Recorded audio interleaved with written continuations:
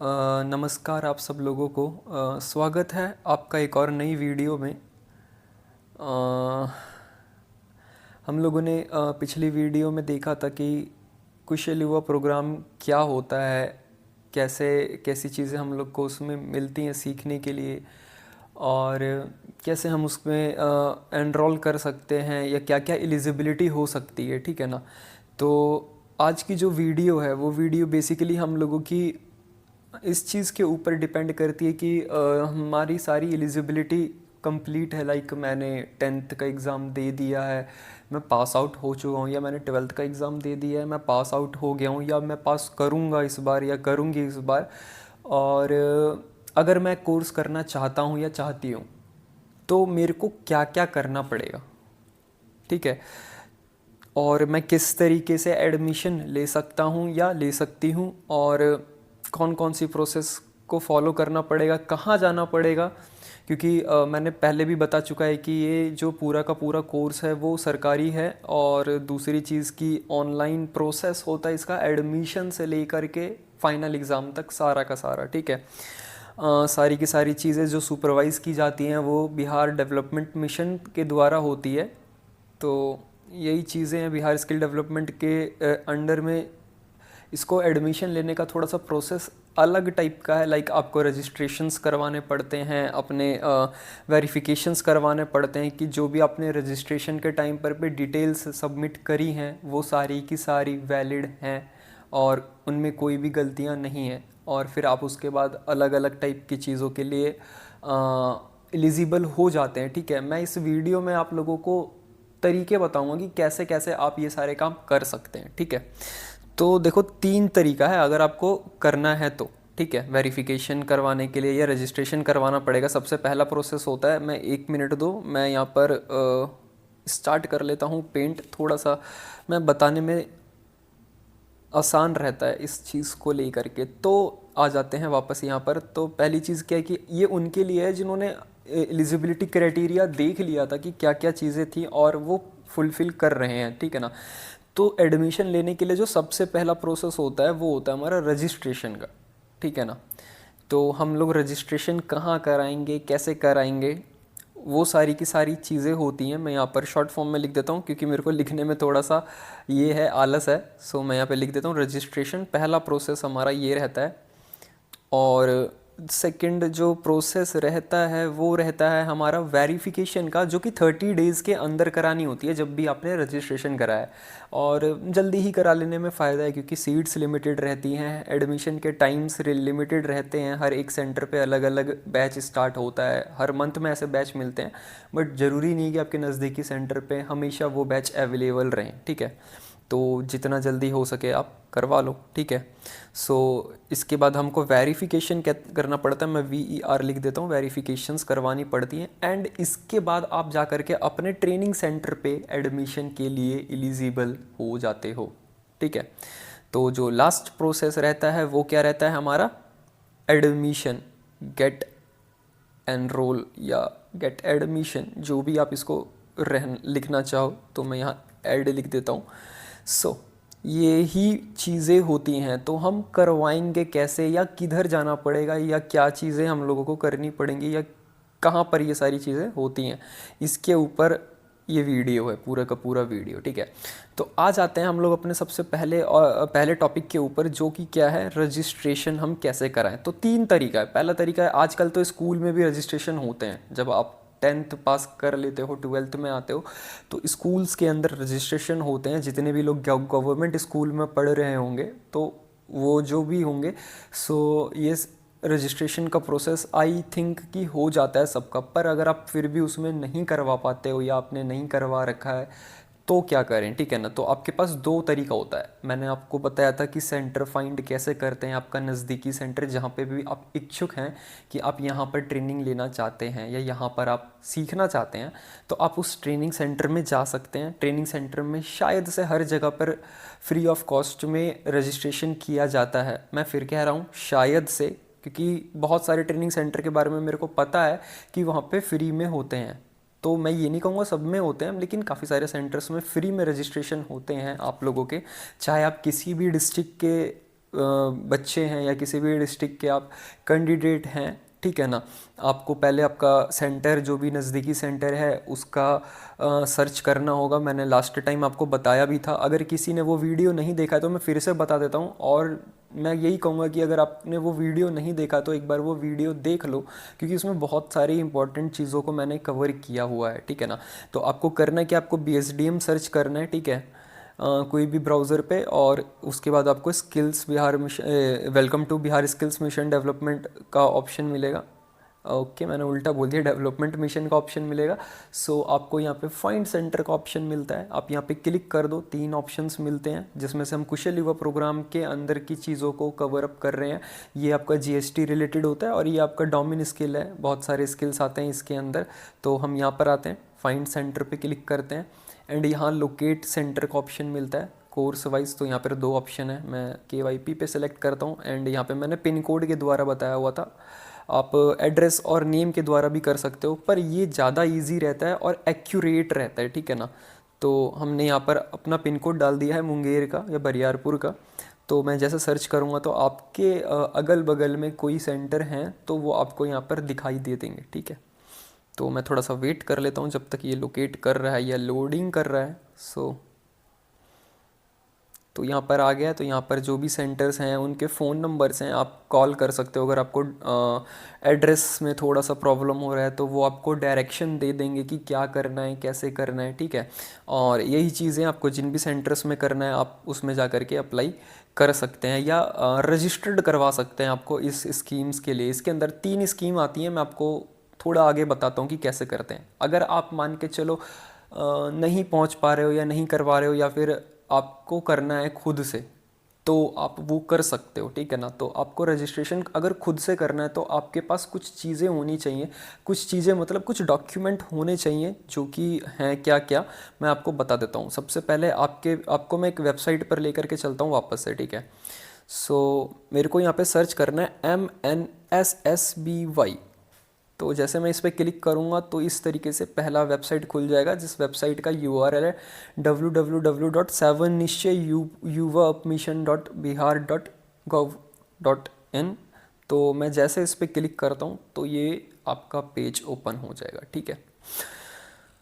तो ये सारी चीज़ें हैं आप लोगों को करनी पड़ेंगी। लाइक यहाँ पर मैंने किसी का रजिस्ट्रेशन लास्ट टाइम किया था, तो मैं आपको यहाँ पे पूरा रजिस्ट्रेशन करके तो नहीं दिखा पाऊँगा। अगर किसी को दिक्कत आती है तो वो कमेंट कर देना, मैं सिर्फ रजिस्ट्रेशन कैसे होता है वो भी पूरा वीडियो दे दूँगा, पर मैं यहाँ पे आपको बस दिखा दूँगा। और फॉर्म भरना बहुत ज़्यादा मुश्किल नहीं है, बहुत ही बेसिक डिटेल्स पूछी जाती हैं, बस आपको सही सही भरना है, ठीक है ना। तो यही चीज़ है। हाउ टू अप्लाई पे मैं जैसे क्लिक करता हूँ तो यहाँ पर कुछ ऑप्शंस आपको मिल जाते हैं, अलग अलग टाइप के आप पढ़ सकते हो कि कोर्स जो BSSC के लिए है वो क्या क्या है, BSCC के लिए है वो क्या क्या है। तो BSCC होता क्या है, मैं इसके बारे में पहले आपको थोड़ा सा बता देता हूँ, ठीक है ना। तो BSCC का मतलब है Bihar state certificate credit card, sorry Bihar student credit card का, ठीक है ना। बिहार स्टेट नहीं, बिहार स्टूडेंट क्रेडिट कार्ड है।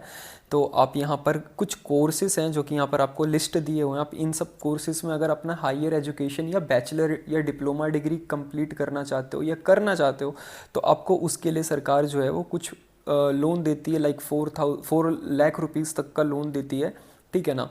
तो उसके क्राइटेरिया आपको इसमें मिल जाएंगे, तो आप यहाँ पे आकर के पढ़ सकते हो क्या क्या चीज़ें लगेंगी, ठीक है। वो सारा का सारा चीज़ आपको यहाँ पर है, क्योंकि अगर मैं बताने लगूँगा तो बहुत ज़्यादा लंबा हो जाएगा ये वीडियो। तो आप आ करके यहाँ पे थोड़ा सा पढ़ लेना। फिर दूसरा जो है वो क्या है, SHA सेल्फ हेल्प अनाउंसमेंट करके एक स्कीम निकलती है इसके अंदर, ठीक है। तो जो भी लोग 10th 12th करके आगे कुछ नहीं कर रहे ना, तो उनके लिए ये है कि सरकार उनको भत्ता देती है 2 साल तक, 24 मंथ तक देती है 1000 रुपीज़ उनके बैंक अकाउंट में, ताकि वो कोई जॉब के लिए अप्लाई कर सकें इस रिलेटेड, या और भी कोई चीज़ें जैसा मेरे को लगता है। तो यहाँ पर आप आ करके पढ़ सकते हो क्या चीज़ें। एंड जो थर्ड वन है जिसके बारे में मैं बता रहा हूँ तो वो क्या है, हमारा KYP कुशल युवा प्रोग्राम। तो उसमें क्या क्या लगता है, तो कुशल युवा प्रोग्राम में सबसे पहली चीज़ तो क्या लगता है, आधार कार्ड लगता है, 10th पास सर्टिफिकेट लगता है, 12th पास सर्टिफिकेट अगर नहीं है तो कोई बात नहीं, 10th पास से भी हो जाएगा, रेसिडेंस जिसको आप आवास या निवास प्रमाण पत्र भी बोलते हैं, और जो फॉर्म अभी हम लोग फिलअप करेंगे वो फॉर्म का एक हार्ड कॉपी लगता है, ठीक है ना। और जैसा भी आपको पता है कि इस वेबसाइट पे हम लोग अभी आए हैं, इसी वेबसाइट पे रजिस्ट्रेशन होता है और यहाँ पे सारे प्रोसेस बता रखी हैं जो कि मैं आपको ऑलरेडी बताऊँगा, पर फिर भी आप में से कोई पढ़ना चाहते हो तो आप यहाँ पे आ करके पढ़ सकते हो सारा का सारा कुछ। चलो आगे बढ़ते हैं फिर।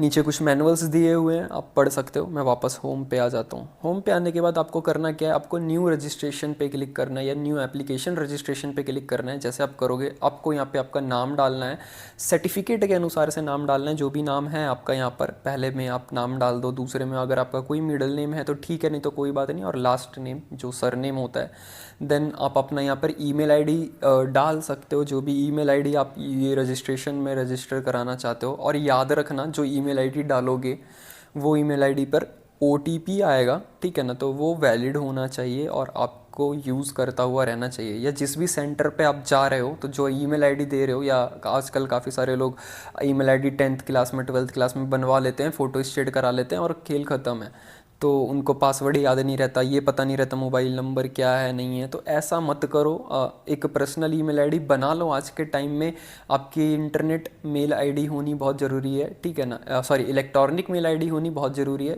ये आपकी आइडेंटिफिकेशन रहती है इंटरनेट के ऊपर कि अगर कोई आपको कांटेक्ट करना चाहता है तो इसी से करता है, ठीक है।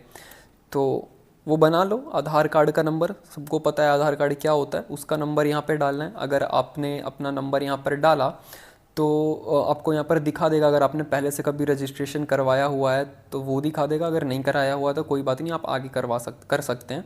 एंड फिर इसके बाद यहाँ पर अपना फ़ोन नंबर डाल दोगे, ठीक है। फ़ोन नंबर डालने के बाद आपको यहाँ पर सेंड ओटीपी पे क्लिक करना है। जैसे आप सेंड ओटीपी पे क्लिक करोगे तो आपको यहाँ पर आप ओटीपी डालना है, ऊपर में मोबाइल का, नीचे में इंटरनेट ईमेल आईडी का।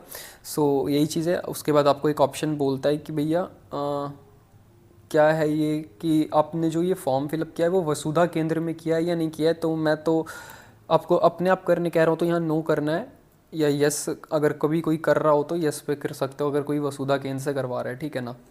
तो नीचे में फिर आपको 3 ऑप्शन मिलते हैं, लाइक जैसे कि आपको स्टूडेंट क्रेडिट कार्ड के लिए कराना है, या केवाईपी के लिए कराना है, या एसएचए के लिए कराना है। तो आपको उस पर टिक लगाना पड़ता है एंड फिर उसके बाद आपको सबमिट करने का ऑप्शन मिल जाता है। तो ये अगर मेरे पास किसी का है नहीं तो मैं आपको करके दिखाता, पर अगर आपको चाहिए हुआ तो आप कमेंट करना, मैं ज़रूर से ज़रूर आपको पूरा का पूरा प्रोसेस दिखाऊंगा उसमें कि आप खुद से कैसे कर सकते हैं रजिस्ट्रेशन, या कैसा फॉर्म खुलता है, ठीक है ना। तो यही चीज़ है। और फॉर्म में कोई बहुत बड़ी चीज़ नहीं है, आपको रोल कोड, रोल नंबर डालना है अपना 10th 12th क्लास का, मम्मी का नाम डालना है, ईमेल आईडी आपको वहाँ पर ऑटोमेटिक फिल होकर के आ जाएगा, नाम आपका ऑटोमेटिक आ जाएगा अगर आपने बिहार बोर्ड से किया होगा तो। अगर सीबीएसई से किया होगा तो सारा कुछ लिखना पड़ेगा, स्कूल का नाम क्या है, या किस साल पास किए हो, या जो भी सारी डिटेल्स होती हैं, ठीक है ना। फिर बैंक अकाउंट से रिलेटेड जितने भी इन्फॉर्मेशन है वो होने चाहिए, और बैंक अकाउंट जो भी एप्लीकेटेंट है उनका ही होना चाहिए, ठीक है ना। तो यही है, ऐसा नहीं कि आपने अपने पापा का डाल दिया या भाई का डाल दिया या किसी और का डाल दिया, जो भी बंदे का नाम है उसी नाम से बैंक अकाउंट होना चाहिए। और यही सारी चीज़ें आप इस तरीके से अपना रजिस्ट्रेशन कर सकते हो या फिर करवा भी सकते हो, ठीक है ना। तो अब तो हो गई बात रजिस्ट्रेशन की, ठीक है ना। रजिस्ट्रेशन हो जाएगा तो उसके बाद क्या करना है, वेरिफिकेशन करवाना है। अब ये वेरिफिकेशन की ज़रूरत होता है, ठीक है ना। तो ये होता है डीआरसीसी ऑफिस में, ठीक है ना। अगर आपको कभी भी वेरिफिकेशन कराना है तो वो डीआरसीसी ऑफिस में होता है, और वो भी फ्री ऑफ कॉस्ट, पैसे नहीं लगते उस जगह पर। आपको वेरिफिकेशन करवा दिया जाएगा या कर दिया जाएगा आपका वेरिफिकेशन, जिसमें आपको करना क्या होता है, जो भी आपने डॉक्यूमेंट अटैच किया है उनकी हार्ड कॉपी चाहिए, मतलब फ़ोटो स्टेट करवाना पड़ेगा। और जो फॉर्म आपने फिलअप किया है यहाँ पर, जो भी फॉर्म रहता है आपका इस जगह पर जहाँ पे मैंने अभी आपको दिखाया, इस जगह से एक फॉर्म मिलता है, वो फॉर्म 3 पेज का रहता है। वो तीनों पेज लेकर के आपको जाना है और अपना सारा ओरिजिनल डॉक्यूमेंट लेकर के भी जाना है, लाइक आधार कार्ड है, बैंक को पासबुक है, और इंटर के या मैट्रिक के या दोनों के ही जो आपने सर्टिफिकेट ले रखे हैं वो सारे के सारे, आवासीय प्रमाण पत्र हो गया, ये सारे के सारे ओरिजिनल लेकर के जाने। एक फ़ोटो होता है जो फॉर्म पे चिपकाना होता है, और वो सारी चीज़ें आपको लेकर के जानी है। एंड इसके बाद आप वहाँ जा कर के अपना वेरिफिकेशन करवा सकते हो, ठीक है ना। और ये कहाँ होता है, डीआरसीसी ऑफिस, ठीक है ना। डीआरसीसी ऑफिस हर एक डिस्ट्रिक्ट का एक ही होता है। आप किधर से भी हो, आपका पूरा का पूरा जितना भी डिस्ट्रिक्ट रहेगा वो एक ही होगा, ठीक है ना। लाइक अगर जैसे मैं हम लोग मुंगेर के हैं तो मुंगेर डिस्ट्रिक्ट के अंदर जितने लोग आ रहे हैं तो सबका एक ही होगा। अब पता कैसे चलेगा कि मेरा डीआरसीसी ऑफिस डिस्ट्रिक्ट का किस जगह पर पे है, थोड़ी सी प्रॉब्लम की चीज़ है, ठीक है ना। तो मैं दिखा देता हूँ, आपको आना है वापस से यहीं पे, इसी वेबसाइट पे मैं होम पे क्लिक करता हूँ और कॉन्टैक्ट अस का ऑप्शन आपको इधर मिल जाता है। जैसे आप यहाँ पे क्लिक करते हो कॉन्टैक्ट अस पे, तो यहाँ पर आपको सारे के सारे डीआरसीसी ऑफिस के मैनेजर के नंबर, डीआरसीसी ऑफिस किस किस जगह पे है, लाइक अररिया, अरवल, औरंगाबाद करके, मतलब जिधर का भी है वो उधर का फ़ोन नंबर और एड्रेस मिल जाता है डीआरसीसी ऑफिस का कि कहाँ पड़ता है। लाइक जैसे हम लोग का मुंगेर पड़ता है तो मैं यहाँ पर देख लूँगा मुंगेर, ये रहा, ठीक है ना। तो यहाँ पे उनका नाम है, जो भी हमारे मैनेजर हैं वहाँ के, ठीक है ना। उसके बाद जगह का नाम है, उनका फ़ोन नंबर है जो ऑफिशियल फ़ोन नंबर रहेगा, ठीक है ना। एंड इसके बाद उनका एड्रेस रहेगा, कहाँ पर एड्रेस है पिन कोड के साथ। तो आप इस जगह पर पे जा करके अपना वेरिफिकेशन करवा सकते हैं। डीआरसीसी ऑफिस यूजुअली लाइक 9 या 10 AM ओपन होता है और 4-5 AM तक, 5 तो नहीं बोलूँगा, 4 AM तक लास्टली चलता है, ठीक है ना। तो आप इस बीच में जा कर के अपना वेरिफिकेशन करा सकते हैं, और जो भी सरकारी छुट्टी हैं वो इधर छुट्टी रहती हैं। तो ये सारी चीज़ें हैं, ठीक है। तो अगर आपने एक बार वेरिफिकेशन करा लिया तो आपको वहाँ से एक रिसिप्ट मिलती है, वो रिसिप्ट को आपको लेना है, ओरिजिनल रिसिप्ट को लेना है। और उसके बाद आप एक आधार कार्ड का ज़ेरॉक्स, एक फ़ोटो या 2 फ़ोटो, सेंटर पे डिपेंड करता है कितने लेते हैं वो। हम लोग 1 लेते हैं, काफ़ी सारे सेंटर 2 लेते हैं, कहीं कहीं पे आईडी कार्ड बनता है तो वो फ़ोटो लगाने के लिए 2 मांग लेते हैं। तो 2 फ़ोटो या 1 फ़ोटो जो भी रिक्वायरमेंट है सेंटर के अंदर। और उसके बाद आपका जो भी मैंने बताया था सिक्योरिटी फ़ी रहता है 1000 रुपीज़, ले करके आप उस सेंटर में जा कर के अपने आप को एलोकेट करवा सकते हैं। और यही पूरा का पूरा प्रोसेस होता है क्या चीज़ का, आपका एडमिशन का लास्ट में। तो आप इस तरीके से एडमिशन करवा सकते हैं, ठीक है ना।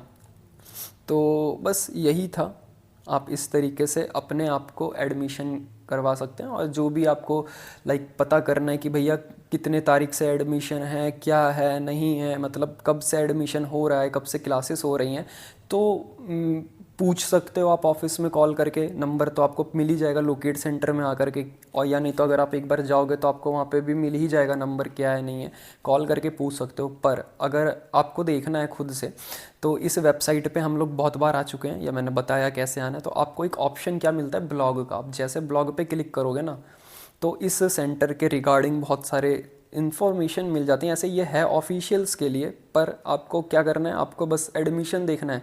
तो हम ज़्यादा कुछ नहीं देखेंगे यहाँ पर। जब भी आएगा एडमिशन से रिलेटेड, जैसे यहाँ पर ऊपर में रहता है exam, announcement and notification, BSGM letter, result. तो कभी कोई रिज़ल्ट डिक्लेयर होता है तो यहाँ पर रिज़ल्ट सेक्शन में आ जाता है ना। इंपॉर्टेंट गाइडलाइन है वो सेंटर के लिए होती है, इनटेक कैपेसिटी है वो सेंटर के लिए होती है। तो इस तरीके से तो हमको क्या करना है, एडमिशन का देखना है। तो इस जगह पर हम देखेंगे एडमिशन से रिलेटेड कहाँ पर है, ठीक है। तो मैं स्क्रॉल करते जाऊँगा जब तक मेरे को एडमिशन से रिलेटेड यहाँ पर मिलेगा नहीं।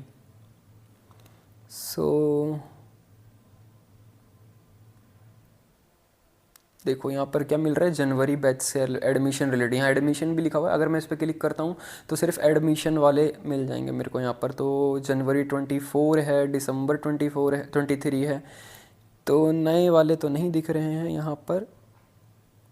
और अभी जो बैच होना चाहिए वो होना चाहिए फरवरी का। तो यही चीज़ है, आप लोग यहाँ पर आकर के सर्च कर सकते हो या देख सकते हो। अभी यहाँ पर तो दिखा नहीं रहा है, लाइक शायद से हो सकता है इन लोगों ने अपलोड या अपडेट नहीं किया हो। अपलोड तो नहीं कहेंगे उसको, अपडेट कहेंगे। अपडेट नहीं किया हो या किया भी होगा, एक बार और देख लेता हूँ मैं। ओके, यहाँ पर है सेंटर। अच्छा, इन्होंने शायद से यहाँ पे एडमिशन में इनको ऐड करना भूल गए। तो ये क्या है, important admission date for February 24 batches. तो यहाँ पे मैं जैसे क्लिक करता हूँ तो देखो यहाँ पर आपको आ रहा है सब कुछ कि एडमिशन का प्रोसेस जो भी है वो कैसे रहेगा, क्या रहेगा, कब तक रहेगा, ठीक है ना। तो यहाँ पर आपको मिल जाएगा, ठीक है। एडवांस पेमेंट वो सब सेंटर का है। हम लोग को क्या देखना है, क्या कहते हैं, एडमिशन कब से स्टार्ट हो रहा है। तो 26 जनवरी से स्टार्ट हो गया था ये 3 PM से लेकर के, ठीक है ना। और लास्ट डेट कब तक है, तो लास्ट डेट है एलोकेट कराने का, इसको कहते हैं न्यू एडमिशन का लास्ट डेट, एलोकेशन जहाँ पर लिखा रहता है 15 फरवरी तक है। कितना बजे तक? 4:30 तक। तो अगर आपको जनवरी बैच में करवाना है तो आपको इससे पहले वो सारा का सारा काम करके रिसिप्ट को सेंटर को हाथ में देना पड़ेगा, उसके बाद ही वो आपका एडमिशन करवा सकते हैं, ठीक है ना। तो यही था आज की वीडियो में। आशा करता हूँ समझ में आया होगा आप सब लोगों को कि करना क्या है, कैसे है, ठीक है ना। तो ये था एडमिशन लेने का प्रोसेस या जो भी चीज़ें थी, ठीक है ना। मैंने आपको एसएचए के बारे में बता दिया, मैंने आपको बीएससीसी के बारे में बता दिया जिसको हम लोग बिहार स्टूडेंट क्रेडिट कार्ड कहते हैं। मैंने आपको केवाईपी के बारे में बता दिया। ये 3 अलग अलग टाइप की कैटेगरी होती है और ये तीनों ही टाइप के अलग अलग कैटेगरी वालों को केवाईपी का कोर्स करने का अवसर मिल जाता है, ठीक है। ऐसा नहीं है कि अगर आपने केवाईपी में ही रजिस्ट्रेशन कराया तो ही आप कंप्यूटर क्लास कर सकते हो, एसएचए या स्टूडेंट क्रेडिट कार्ड वाले नहीं कर सकते।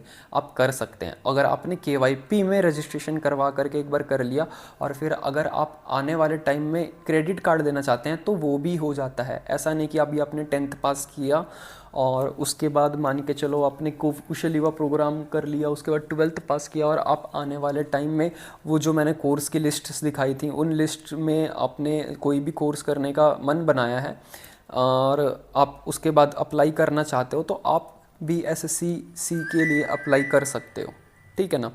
तो वो कोर्स कौन कौन से हैं वो कोर्स फिर से आप यहाँ पे आकर के पढ़ सकते हो। ओके, सो यही था आज की वीडियो में।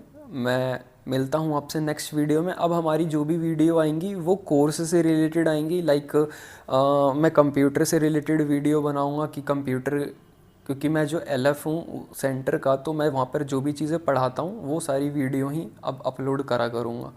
तो ये जो 2-3 वीडियो थी ये बताना ज़रूरी था कि भाई कैसे हम क्या कर सकते हैं, काफ़ी सारे लोगों को अभी तक पता नहीं था। तो बस एक जागरूकता के लिए मैंने ये वीडियो बनाई थी, 2 वीडियो। Okay, peace out.